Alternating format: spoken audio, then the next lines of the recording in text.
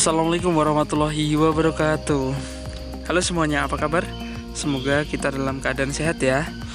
Baik, di video kali ini kita akan membahas materi berikutnya berkaitan dengan kebahasaan teks berita. Nah, coba kita ingat kembali pembelajaran sebelumnya. Kalau di video sebelumnya kita sudah membahas tentang struktur teks berita. Nah, kali ini kita akan meneruskan pembahasan di kaidah kebahasaan teks berita. Nah, teks dalam berita atau teks dalam bahasa Indonesia biasanya ini dikaitkan dengan materi ya. Biasanya selalu ada materi tentang struktur dan kaidah kebahasaan. Struktur itu berarti ciri bagian-bagian atau ciri kerangkanya dari suatu teks, dan kaidah kebahasaan ini adalah ciri bahasa yang digunakan dalam suatu teks. Nah, apa sih yang dimaksud dengan kaidah kebahasaan itu? Kalian pernah mendengar? Nah, materi ini jelas di kelas 7 kalian sudah pernah mendapatkan ya. Hanya saja teks yang dipelajari bukan teks berita. Nah, karena bukan teks berita, maka struktur dan kaidah kebahasaannya bisa jadi berbeda ya, karena ini adalah ciri khas dari suatu teks.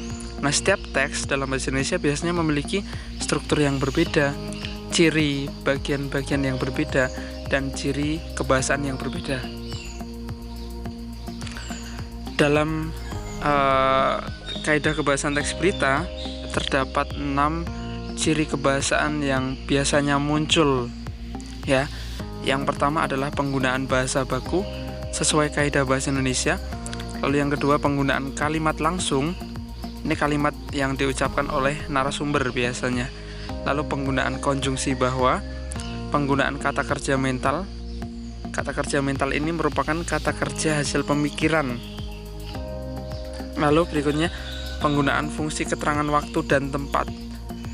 Dan yang terakhir adalah penggunaan konjungsi temporal atau kata hubung yang menunjukkan urutan waktu. Nah, yang pertama ini bahasa baku dan tidak baku.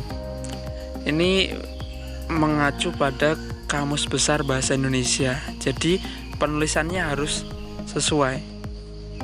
Nah, mengapa berita itu harus menggunakan bahasa Indonesia yang baku?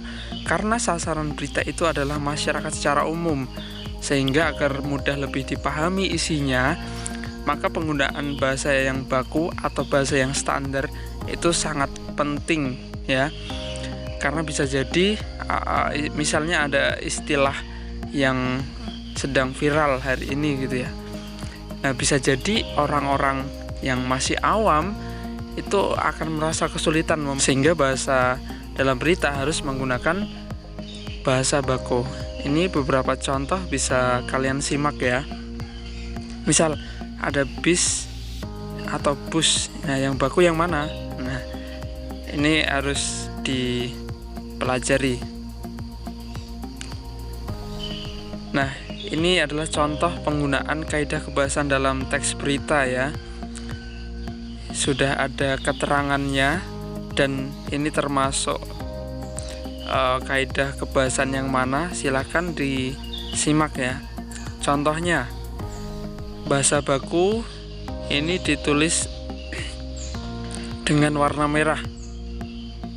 Ini salah satu contoh ya. Tidak. Nah, tidak itu ya bahasa baku ya. Tapi secara keseluruhan barangkali ini juga menggunakan bahasa baku.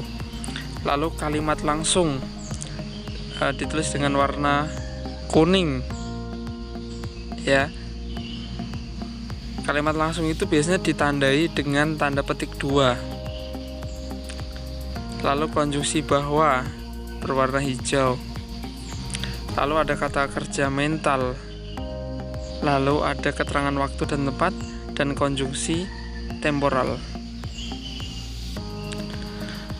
Nah, ini ada penilaian berkaitan dengan pengetahuan kaidah kebahasaan. Nah, silakan dibaca teks berita ini, kemudian nanti dianalisis kaidah kebahasaan dalam teks berita. Nah, nanti silakan kalian membuat tabel seperti ini dan silahkan cari kutipannya, misalnya kata baku. Nah, kalian mengambil kutipannya di teks berita yang sebelumnya ditampilkan. Terima kasih, semoga bermanfaat dan semoga yang saya sampaikan ini mudah dipahami ya. Kurang lebihnya saya mohon maaf. Wassalamualaikum warahmatullahi wabarakatuh.